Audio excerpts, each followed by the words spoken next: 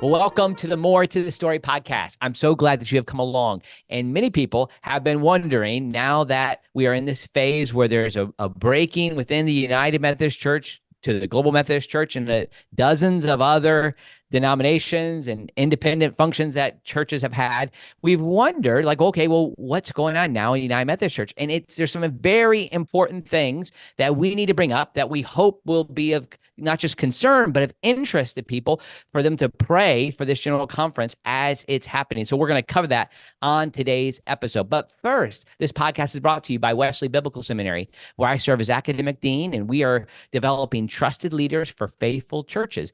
And we have people across a host of Wesleyan denominations, the Global Methodist Church, the United Methodist Church, and all sorts of others as well. And we would love for you to think about coming to our seminary. We have bachelor's, master's, doctoral programs, a course of study program for the Global Methodist Church, and a host of lay initiatives as well. So you can find out more about that at Wesley Biblical Seminary. I should say WBS.edu. Also, I'm thankful to my friends at WPO Development who help make this podcast happen. They come alongside churches, schools, nonprofit organizations, and help them with capital campaigns, feasibility studies, mission planning studies. And they've done that successfully for more than 250 organizations. And I've used them on a number of occasions, and I highly recommend them to you. So you can find out more information about them in my show notes at wpodevelopment.com. Finally, I'd love for people to sign up for my email list. I send regular content out to people. It gets you aware of some of the things that are happening kind of in the pan-Wesleyan world. At the same time, if you sign up for that email list, I'll send you a free tool called 5 Steps to Deeper Teaching and Preaching. It's a 45-minute teaching and kind of like a guide, a 8-page PDF document that you can use to craft your own messages or Bible studies that go deeper into God's word with the aim of coming up with a creative way to present that to people God's called you to serve. All right. I am so glad to welcome into the podcast somebody I've never had on before. I can't believe I never have. We've never met in person, but this is Reverend Tom Lambrecht, who serves as the Vice President for Good News for United Methodist, and he's an elder in the Wisconsin Conference of the United Methodist Church. Tom, welcome to the podcast. It's great to be with you, Andy. Thanks for the invitation. You're welcome. Well, you're coming to us live from Charlotte, right? I believe you're there physically, right? Yes, it's a beautiful city. We're enjoying being here. Well, Tom, those people in my audience who are familiar with what's been happening in the United Methodist Church, and we've covered that on the More to the Story podcast for the last several years. We've talked to Rob Renfro, who serves with you at Good News. We've talked to various bishops in the GMC, people who've worked through the challenges in the UMC, some people who have stayed in. We've covered some of those stories as well. But many people, and I would say most of the people in my audience probably are connected to churches that have disaffiliated, one of those 7,500 churches that have disaffiliated, or other denominations that are more evangelical, some might call more conservative. And in light of that, people might think, well, what do we need to think about the United Methodist Church now? We've left. There's nothing, it's kind of in the past. Let's focus on the future. But I think there's some really key things happening. And I'd love for you to help us know why you and Good News are present at the General Conference at this point. Well, the reason we're here, Andy, is because of the African, particularly delegates and the African part of the United Methodist Church. You may know that Africa makes up actually now more than half of the membership of the United Methodist denomination. They are underrepresented at General Conference. They only have about a third of the delegates here, but they are a very important and integral part of the United Methodist Church. And, you have covered the fact that in the U.S., many churches have had the opportunity to discern their future, to determine whether the United Methodist Church is the appropriate denominational connection for them, especially in light of the changes that are going to be happening here at this General Conference. And that same opportunity to discern their future has not been granted to churches outside the United States that are part of the United Methodist Church. And especially in Africa, where in many cases the bishops have kept their churches in the dark, not shared information, have forbidden pastors from even talking about what's going on, prevented people from understanding the issues. And so we're here at General Conference to promote the idea that General Conference ought to give churches outside the U.S. the same opportunity, the same right to discern their future and disaffiliate if they choose, that was given to United Methodists in the U.S. We see it as a matter of simple fairness and justice, and that what we've been able to take advantage of ought to be made available to Africans as well. So why is it legislatively that they were not able to get out? Is it just social in the sense that bishops are keeping information, as you indicated, or is there actually like a mechanism within the Book of Discipline that's keeping them from having that opportunity to disaffiliate? Well, you may be aware that the process for disaffiliation in the U.S. was based on a particular paragraph in the discipline called paragraph 2553 that allowed local churches to vote by a two-thirds vote to disaffiliate if they chose to do that. And that paragraph was passed at the 2019 General Conference. At the same time, another provision that was passed at that conference said that legislation that was passed there would not take effect in the areas outside the U.S. until 1 year after the next General Conference, which was scheduled to be in 2020, a little over a year after St. Louis. Well, of course, you know that the pandemic disrupted that. And so the General Conference has not met until now. And so the provision for 2553 never took effect because it expired at the end of 2023. Okay. And General Conference hadn't met, and therefore it never went into effect. We think that the Council of Bishops could have asked the Judicial Council to allow for an exception to that policy because of the extraordinary circumstances of the pandemic and the postponements. But they chose not to do that. And so that's why it never went into effect. Gotcha. So now they're in place. So the actual legislation would just give that opportunity to any church to disaffiliate with two-thirds vote. Well, there's actually two proposals that we're promoting here. Okay. That were both submitted by African delegates. One is to allow an annual conference to disaffiliate, an annual conference outside the United States. And this is because, especially in Africa, they tend to operate in unison on these kinds of issues, make decisions by consensus. And so it is far more likely that a whole annual conference would decide to disaffiliate than individual churches. And it would keep them together and help them to be a strong church moving forward. So that is one proposal, and it would give that opportunity to an annual conference. The other proposal is to extend the provisions of 2553 for another several years and make sure that it applies outside the United States as well as inside. And that way, individual churches who are in an annual conference that decides not to disaffiliate, those individual churches could then disaffiliate if they wanted to. So of those two options, are they both possible, or do you prefer one or the other? They're both possible. We're promoting both of them, and we would like to see both of them pass. Gotcha. Wow, it'd be so interesting if that happened, particularly like on the first one that you mentioned at the annual conference is leaving. It seems like those who want to promote a progressive agenda would be glad for the African churches to leave, which would then increase their opportunities to then be able to, forgive me for just the easy word to say it, liberalize the Book of Discipline. I mean, wouldn't it be to their advantage for other churches, for conservative churches to leave? You would think so, Andy. Unfortunately, they don't quite see it that way. I think that they think that that the African churches are being misused by conservatives in the U.S. to promote a U.S. problem, which is, basically disagreement over the issues of homosexuality and sexual morality, and that they're being manipulated, and therefore, if they had their own ability to choose, they'd continue to choose wrongly because of the manipulation. So they believe that that it's not good for the churches in Africa to leave the United Methodist Church, and that therefore they don't want to promote that opportunity. What they're doing instead is promoting this idea called regionalization, that would allow Right. each part of the church to create its own reality. So you could have different standards for ministry, say in the U.S. versus Africa. You could have different standards for teachings on marriage, a different definition of marriage itself.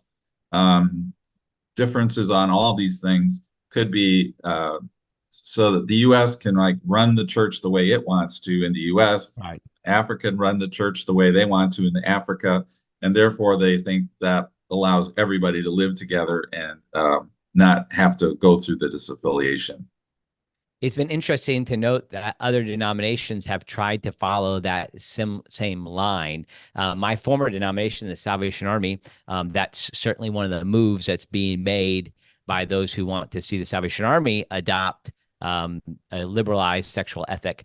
Would be the same sort of thing. Well, let us just do this here. If it's fine for you to keep your truth over here, we'll have our truth on this side. I'm curious that as that's happening, like what is the best case scenario?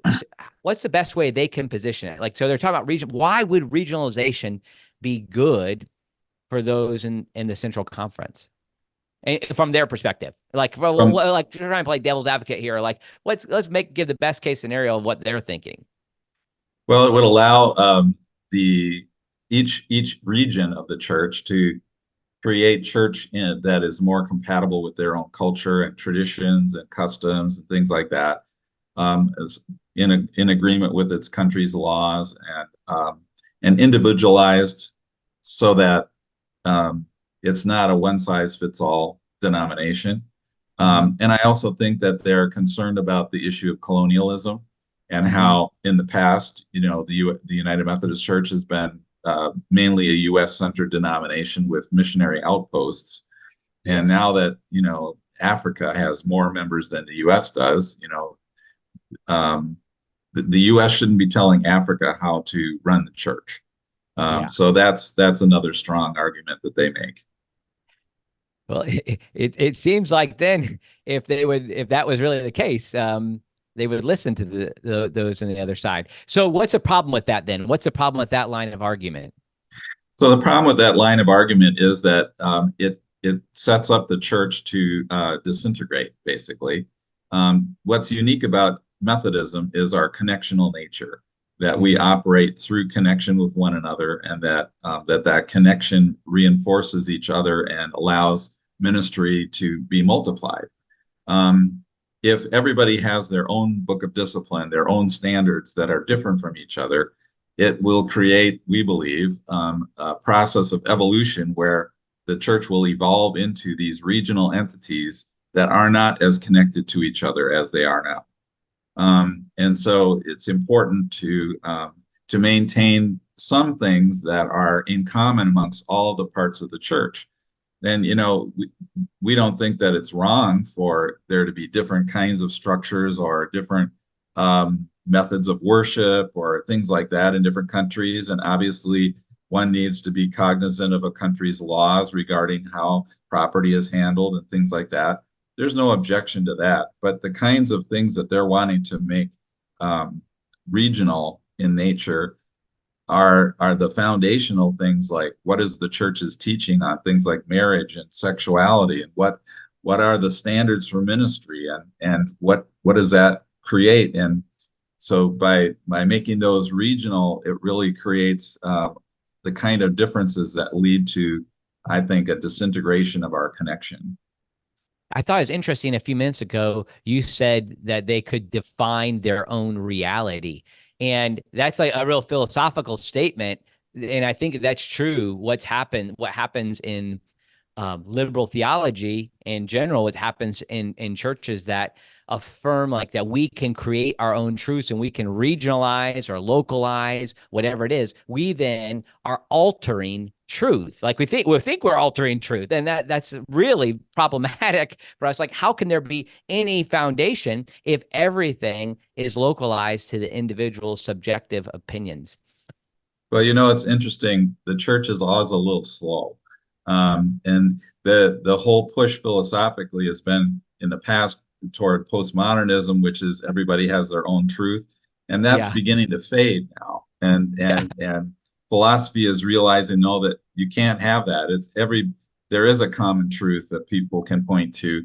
But now, just at that moment, that's when the church is starting to get on the postmodern bandwagon and adopt this idea of everyone having their own truth. So we're a little behind the times.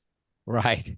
Now, is there something else too connected to even some of the regions that have had, like, so I'm in Mississippi, and the church that I attend, disaffiliated, and 90% joined the Global Methodist Church, is fairly seamless. And the bishop was, I wasn't a part of the conversations, but it was seemingly pretty an easy process for them to follow through on. They had to be careful with what they're doing, make sure they're doing everything right. But there's other conferences where it has not been as easy, and there's been more punitive measures put in place. Is that something that's being worked on as well at this general conference? Absolutely. So the local church disaffiliation proposal is aimed at solving that problem. Of the 54 original annual conferences in the U.S., the vast majority, say 80% of them, handled the process in a straightforward way. It wasn't necessarily easy, but it was fair. And churches that needed and wanted to disaffiliate were able to do so. But there are about a dozen annual conferences that made it very difficult for churches to disaffiliate. They instituted complicated processes that hindered the process. They added costs and fees to the process that essentially priced churches out of the ability to disaffiliate, especially on the coasts. I mean, the East Coast and West Coast conferences, a number of them added the requirement that the church pay 50% of its property value. Wow. And property values in California and New York and New Jersey are sky high. And of course, small churches in particular could not afford to pay millions of dollars in order to disaffiliate. And so they were practically priced out of the market. And so we think that's unfair. It was a misuse of the process to prevent churches from disaffiliating, rather than abiding by the intent of the process was to give churches a fair opportunity to disaffiliate. And in addition, there were some annual conferences where bishops and district superintendents and other leaders would say to the church, the general conference hasn't met yet. We don't know what they're going to do. It's too early to disaffiliate. You can wait until after general conference and then you can disaffiliate. And so we feel like there needs to be an opportunity for those conferences that were promised the ability to disaffiliate. And right now, that's not in the Book of Discipline. And so we want to make sure that it is. So churches that didn't get out before last December, at this point, even in the United States, can't get out. That's correct. I mean, there are a few annual conferences that are allowing churches to kind of negotiate a way out, but the vast majority are being discouraged by their bishops and leaders from any kind of disaffiliation at all. There are several churches that are waiting to see. I've been to some of these churches. I've talked to them where some of the leaders have said to me, well, if they ever actually change the discipline, then we'll leave. Or if they say, well, we'll just wait to see when these type of things happen in our area. How do you respond to that? Like, what are some of the challenges in that situation? And then, the second part of this question would be, on the other side, will those type of churches that are waiting, maybe in 5 to 10 years, could there be still an avenue for them to leave? Is that what you're working on? Sorry, I asked too many questions there. So, okay, let's just respond to the first one first. Like, what do you say to those folks who are saying, well, I'll just wait for it to be explicit?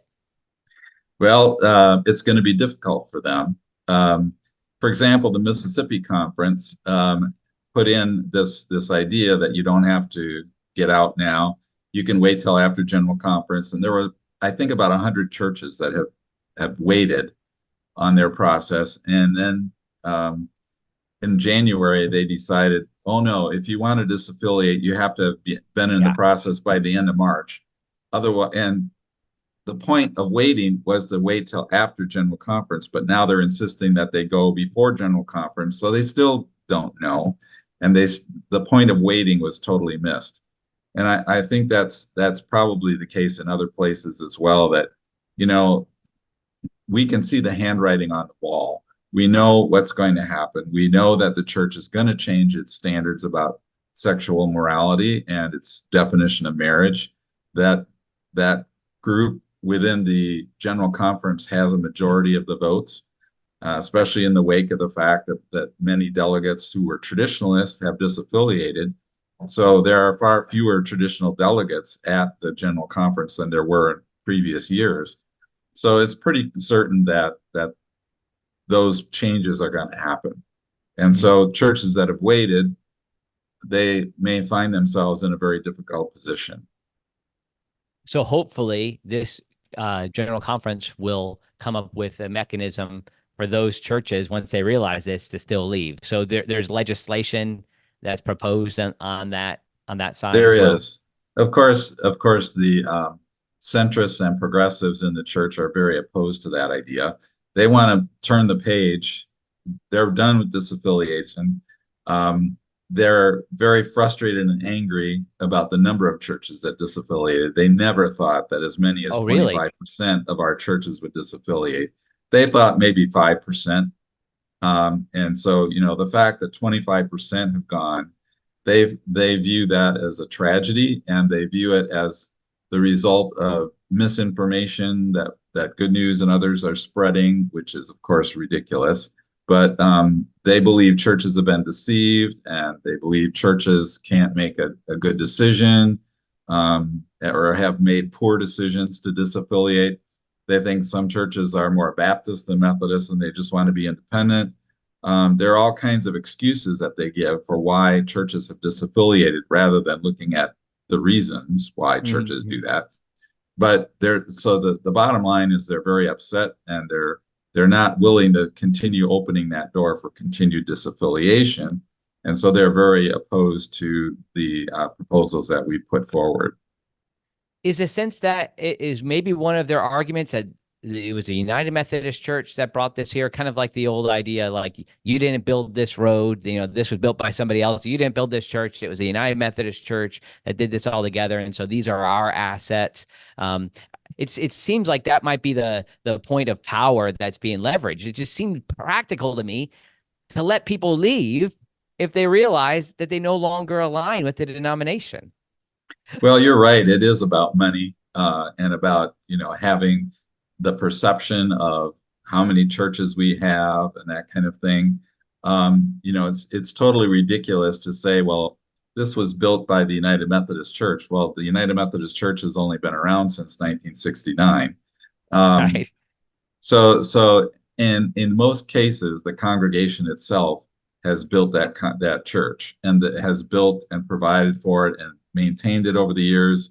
The conference, in most cases, has not put a penny into that local church property, and yet they're claiming that it belongs to them. Well, they're saying the money that was given to support that church was given by faithful United Methodists of the past, and they wouldn't want it going to a different denomination. Except they don't realize that the people who gave that money 20, 30, 50, 75 years ago would never have encountered or approved of the changes that they're making to the Book of Discipline and the changing in churches' teachings. So they would have been right in the front row of those wanting to disaffiliate. So it's a lot of disingenuous arguments. Yeah, for sure. Tom, what some of the things are happening here? You're at the conference now. It's going on. There's been some questions about what's happening with African delegates and the way that they've been provided for along the way, those who haven't been able to come. Give us an update there. So in any normal year, probably 30 to 40 delegates are unable to attend because they're unable to get their visa to come to the U.S. And this is a real problem that's been in existence for quite some time. But the problem was made much worse this time around by the fact that the staff of the General Church has failed to send out the appropriate paperwork to delegates far enough in advance for them to be able to go through the process of getting their visas. In some of the countries in Africa, the wait time for an appointment to get a visa is 4 to 6 months. Wow. Well, the delegates did not get their letters of invitation until about 2 to 3 months ago. And so they were like past the window of being able to make an appointment. Some of them had to travel to other countries in order to get a visa appointment. Some were turned down for that very reason.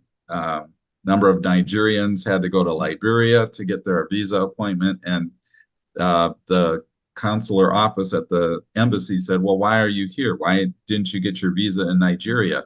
And refused to give them the visa. So we anticipate that out of the 270 or so African delegates, we're only going to have about 200 of them present, and maybe even less than that, which is like double to triple the number of people that normally are without a visa. And we think that that was partly orchestrated by the powers that be in order to keep down the number of African voters so that they can pass the legislation that they want to pass. This idea of regionalization takes a 2/3 vote of the conference to pass it because it modifies the Constitution. And so we believe that they would like to see that number as low as possible on the African side because they might vote against it and therefore scuttle the whole plan for regionalization. Is there so with these people who have come and haven't been able to participate, there's no way for them to participate just as you and I are communicating over Zoom or anything like that? They can't participate unless they're physically in the room? That's correct. And part of that is because of the fact that there's committee meetings and things like that that take place, that people interact that way. And the logistics of setting up the denominational meeting for the remote participation would be very difficult. And it's also true that in Africa, the internet reliability is questionable. Sometimes we have trouble, meeting with people that we are serving together with in various boards and committees that we work on. On a particular day, oh, the internet's bad today, I'm not be able to participate, that kind of thing. So it's really difficult to do virtual as well. But we believe that if the leaders had listened to the Africans who were asking for this information way last fall, and if they had responded appropriately, then the visa situation would be a lot better today. Yes.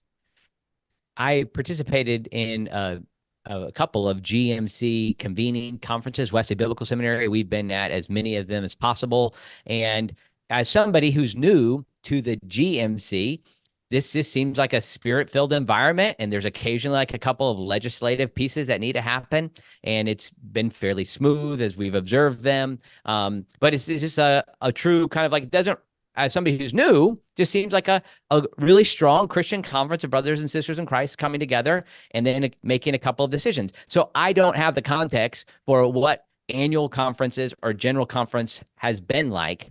So I'm curious what and some of my audience won't be familiar with even the term conference. They would think, oh, okay, I go to the Catalyst conference or I go to a youth ministry conference. But this is a legislative body, a general conference that goes to make decisions. But there is a side to this that is like a conference where there are worship services.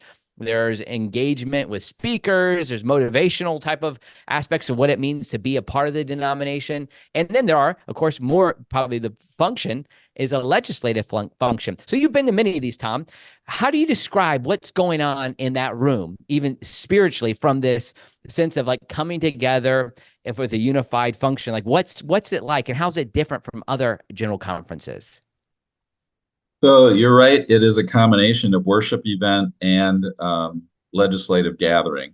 The whole idea of conferencing is based on Wesley's idea that one of the means of grace is what he called Christian conferencing, and that is, in his usage, people meeting together in groups to talk about their faith and understanding it in a community rather than as an individual, and that we can learn from one another and that kind of thing.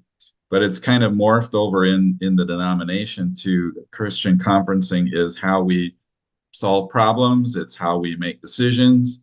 It's a legislative process that is very much like how Congress operates at times. Yeah. And some of the same political dynamics that we find going on in Congress also affect the church's legislative process as well. And that's particularly seen in over the last 25, 30 years, the push to liberalize the church's teachings on marriage and sexuality has created this kind of tension between different groups within the church that manifests itself in the legislative process Mm. because you have to vote up or down on things, and it becomes a contest and a point of tension. So I would say that the intensity of the conflict reached its high point in 2016 at the General Conference there, which then led to the 2019 General Conference that reaffirmed traditional teaching. And that was like an explosion in the church of controversy. And certain parts of the church just decided, we don't agree with this decision. We're not going to live with it. We're not going to abide by it. And so that really has led to then the disintegration of the denomination in that sense. And so at this general conference, you have that same kind of tension. There's a lot of anger at those who have disaffiliated. There's anger at those who, like us, who are still around, promoting the opportunity for disaffiliation to continue. We're regarded as those who are trying to destroy the church. And so, there is that hostility and animosity toward us that we feel. And I think it probably will be manifested in some of the debates that come about later in the conference. We'll have to wait and see. It may depend on the vote difference. I mean, in 2019, it was a very close vote for a church meeting. It was 53 to 47%. And so if it's that close again, then, that's a recipe for the tension to exacerbate. But if the vote is more lopsided in favor of one group or another, then the tension is probably not going to get that high. Mm.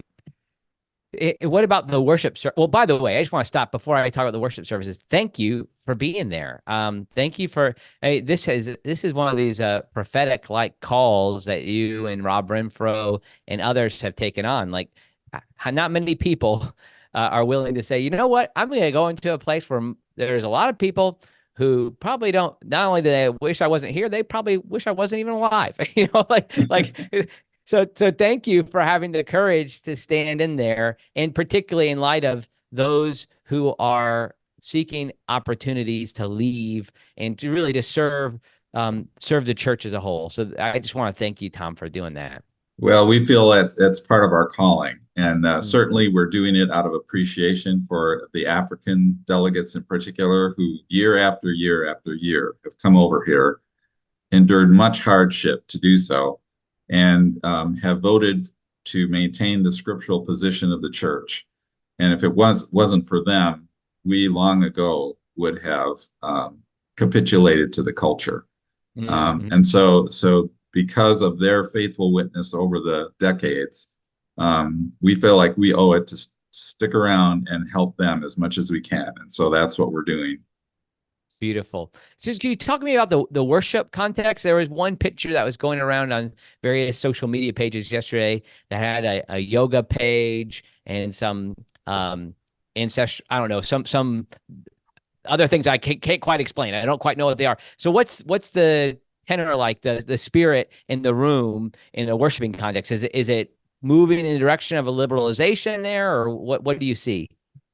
Well, worship has always been on the cutting edge of liberalization in the church, United Methodist Church, at least. Okay.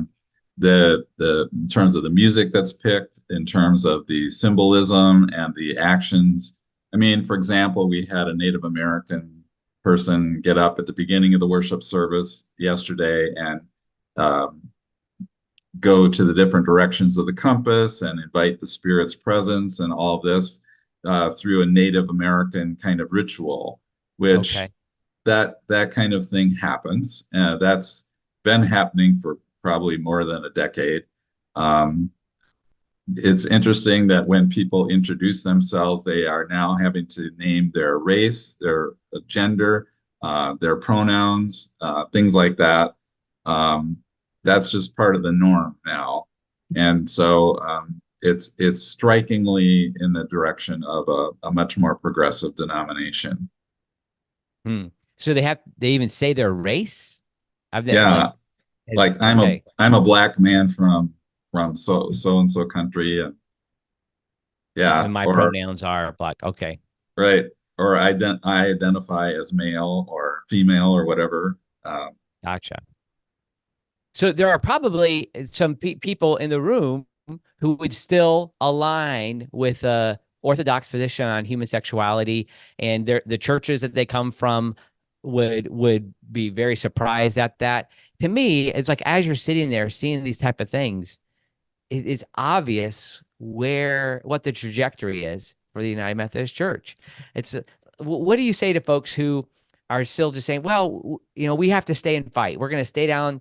We're going to go down with this ship. And maybe somebody's called to that, but I'm not trying to just win an argument here. It's more out of like a spiritual concern for folks who are maybe putting themselves in a difficult place. How do you respond to your friends who are saying making those type of arguments? Well, there's different kinds of traditionalists. I mean, there are some traditionalists who believe that they hold traditional positions on all these issues, but they believe as long as they're able to function freely within the denomination, that they can stay. And one word for people like that is a compatibilist person. They're Sure. willing to get along with others, and they don't believe that the church changing its teaching officially impacts their own personal ministry at all, or at least not very much. And so they're willing to stick it out, and that's one kind. There are others who want to stick it out because they do want to be a faithful witness for the scriptural truth. And in the midst of the denomination, there's a new group that's just started of young, mostly men, but young people who really do want to take back the denomination. They feel like they're called for the next 40 years to Oh, enter wow. this battle. And what I say is, we've been doing this for 50 years. Okay. The renewal groups, I mean, we this group has accused us of giving up too soon. Oh, Um, wow. but but we've been doing this for 50 years, and yes, we've been able to hold off the official changes in the Book of Discipline until now, but we've seen the church culture evolve in a much more liberal direction. And as you point out, the trajectory is definitely in that liberal direction. And so it got to the point where we thought, do we want to invest our life and ministry in trying to salvage a denomination, or do we want to invest our life and ministry in promoting the gospel of Jesus Christ?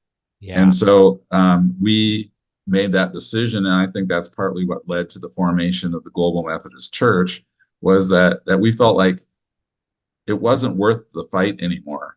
Mm-hmm. Trying to hang on to a denomination, especially in light of the vast disobedience that was going on, and the lack of accountability, the lack of governing structure in the church. It just didn't make sense to invest ourselves in that effort any longer, when we could really be devoting ourselves to building something new that promotes the gospel of Jesus Christ in a way that we can relate to. Yes. Beautiful. I think that's the picture of where we're going. It's not just what we're leaving, but what we're called to become. If the legislative process goes the way that you would prefer and that Good News is promoting, um, and if you're able to make these shifts in the denomination, what do you see as the future of Good News then? Like, I'm curious because you all have been working for so long with this. If you're able to get a way out, what would you all continue to serve? I know you can't speak for the organization as a whole. I know there's like a leadership structure and a board and that kind of thing. I'm just curious. It's been such a benefit. I mean, yeah, I could think of a few things you might be able to do, but I'm curious what you all are seeing as your future as an organization. Well, the mission of Good News has always been to bring renewal and reform to the United Methodist Church. Mm-hmm. If we are no longer part of the United Methodist Church, that kind of changes things. And I'm at the point of personally retiring from ministry. Okay. And so there would need to arise another generation of people with a calling. But if if we're not within the United Methodist Church, then where are we? And Right. what is Right. our mission and purpose? So I think that it would be fair to say that we believe our mission will have been accomplished Hmm. through the formation of the GMC and the faithfulness to the gospel that we see there. And it might be an opportunity for us to celebrate that and to um, bring the ministry of good news to a close. Wow. Interesting. And there's some United Methodist churches have landed in other denominations. In our area, the Congregational Methodist Church has grown in light of disaffiliations, as has the Association of Independent Methodists, the Free Methodist Church, and the like. So there's been many ways, and some, of course, have chosen to remain independent. But yeah, that's helpful to consider that there's this new phase to be able to say we did what we did and we accomplished the purpose for which God raised us up. Well, Yeah, go ahead. it's interesting that institutions always lend towards self-preservation, Yeah. preserving the institution, but that's not godly. I mean, Wow. there comes times when the institution needs to say, okay, this is what God has used us for, and He has accomplished His purpose through us, and our purpose is done. We need to be, even in the local church, we need to be willing to say, this time of this ministry is over. Yeah. We need to start something new. God's doing a new thing. That doesn't mean we need to hold on to all the old things we've been doing. So I think that's a healthy perspective. Oh, it's wonderfully helpful. I wish that we could hear that on many other fronts as we think about what it means to be an organization. Even some churches that have moved to a place where they really are dead if they're not going to make changes. And I had Tom Rainer on my podcast a few months ago as he was encouraging churches to think about what it means to now they have this moment of disaffiliation. Well, what do you do with that? And we discussed his book, The Autopsy of a Dead Church or Deceased Church. And he said, Mm. one of the things you can do is you can give your building to another church. You can sell your assets, liquidate your assets, and then use them for kingdom purposes. And just recognize that there's other things to do. I don't know what that would mean for good news, but I'm encouraged to hear the way that you're thinking about it. I know it's not an announcement or anything like that. I'm not taking it that way, but I appreciate the way that you all through the years, through Jim Heidegger, was it Kaiser, who is Kaiser, Kaiser, who is a founder? yes. It's a wonderful testament to the work that you all have done. And there's other churches, I think other denominations might need similar groups to rise up to help to serve those churches. Well, the same controversy that has beset United Methodism is coming to the Free Methodist Church, the Wesleyan Church, and other denominations that are a more conservative bent. And so Yes. that may indeed be true, but that's Yeah. not us.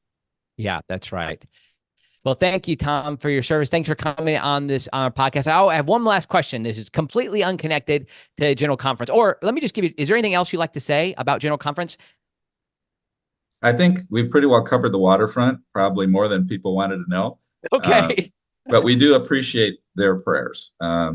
Prayers really sustain us during this effort. It's a 2-week slog through this process, and many late nights, early mornings, and a lot of intense effort. And so we really do appreciate the prayers of people and the ability of them to hold us up before the throne of grace. Amen. And we need to do that. So more to the story, listeners, let's do that. Make sure you're taking time. Just because you might have disaffiliated or your denomination or your church isn't experiencing this at this point, there are churches that need to disaffiliate and need the mechanism legislatively, legally to do that. So pray for Tom. Pray for the delegates who are there, who are supporting these processes that Good News is supporting. So we want to do that, and we will do that. Tom, I always ask the question, is there more to the story of Tom? A lot of people know you through the work that you're doing at Good News, your work in ministry. Is there something that you like to do in your spare time that people might not know about you? Well, I started out my career life as a music teacher, and I play music, and I've led worship for many years in a local church, and so I really enjoy the musical expression of my faith, and that's a part of me that I really enjoy. What instrument do you play? Or, So I in college I played trombone was my oh, main okay. instrument, but after that, when I began to be a worship leader, I picked up the guitar, and so I've been playing that for many years as well. Oh, fun. Well, I'm a trumpet player. I get Good for that. you. Yeah, there's not as many avenues to use it in the church, but when you get the chance to play, it's great. Well, It Tom, thanks is. so much for your time and the work that God's called you to do and your obedience to his call in your life. It means a lot to me, and I know many people are blessed because of the work that you've done. Well, thank you for having me on, Andy. It's been a pleasure to talk to you, and appreciate the connection with your people.